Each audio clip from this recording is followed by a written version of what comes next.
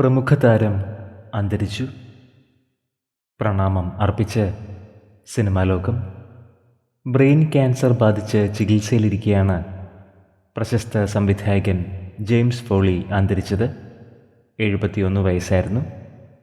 Recluse എന്ന സിനിമയാണ് ഇദ്ദേഹം ആദ്യം സംവിധാനം ചെയ്തത്. 1984 ഈ ചിത്രം പുറത്തിറങ്ങിയത്. Perfect stranger, 50 shades darker, 50 shades freed എന്നീ സിനിമകൾ ഏറെ ജനശ്രദ്ധ പിടിച്ചുപറ്റിയിരുന്നു. 71 വയസ്സിലാണ് ജെയിംസ് ഫോളി അന്തരിച്ചത്.